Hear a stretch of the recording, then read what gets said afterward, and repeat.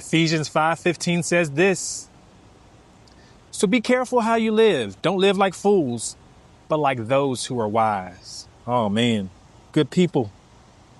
That verse right there cuts straight to the heart, especially for those of us in recovery. Because when I look back at my drinking days, man, I was not living wise. I was living reckless. And at the time, thought I was just having fun, just blowing off steam, just doing my thing, just having a couple of drinks. But now I see it for what it really was, self-destruction disguised as escape. Be careful how you live, the word says. That line in sobriety hit me the hardest because addiction teaches you to live careless. You stop caring about your health, your peace, your relationships, your future. You start doing things you swore you'd never do, and before you know it, you're surviving, not living. But Paul says, be careful. And that means pay attention. Be intentional. Because at the end of the day, you'll learn as you keep living life. Life is fragile, and every choice you make either builds you or breaks you.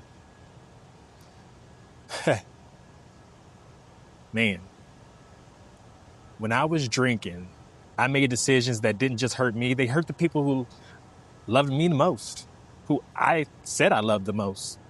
And I had to face the truth. I wasn't living wise. I was living blind. But here's the good news, good people. Wisdom isn't something you're born with. It's something you gain. It's something you grow into when you start walking with God. Because when I finally surrendered, when I got sober and started listening instead of leading, God began teaching me how to live different. He showed me that being careful doesn't mean being scared. It means being awake. It means recognizing the traps before you fall back into them. It means checking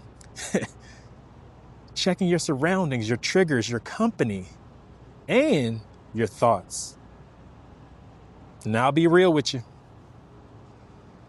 Early sobriety was the first time I actually had to live on purpose.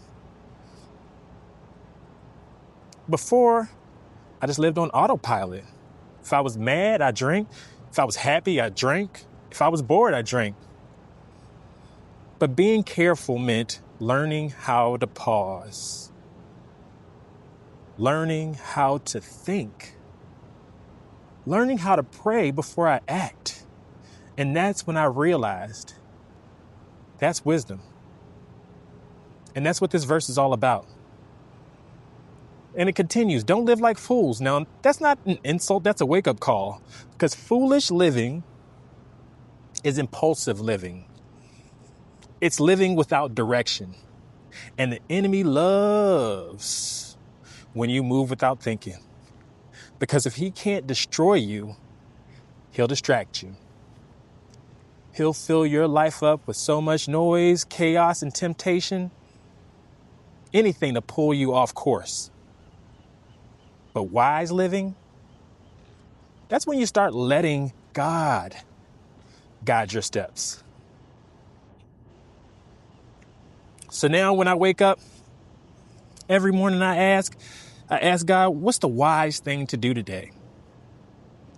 And most of the time it's simple stuff. Get in the Word. Call a friend who keeps you accountable. Don't go near that bar. Don't answer that text. Don't click that link. Don't go to that website. Go work out. Go pray. Go serve. That's how I live careful now. Not paranoid, but purposeful. Because sobriety isn't just about not drinking. You'll hear me say this a lot. It's not just about drinking.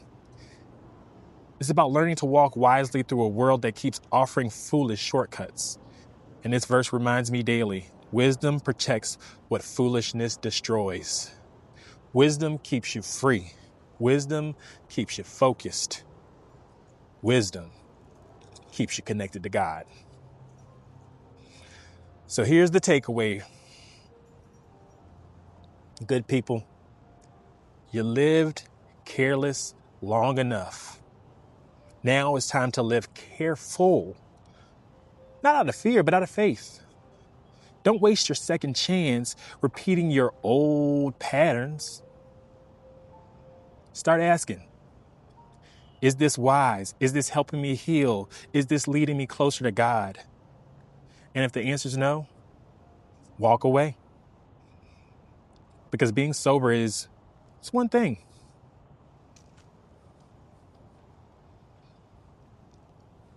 But being wise while sober, that's where real peace lives.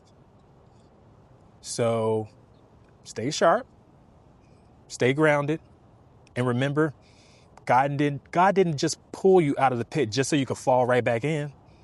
He saved you so you could live careful, live free, and live wise. One day, one prayer, one choice at a time.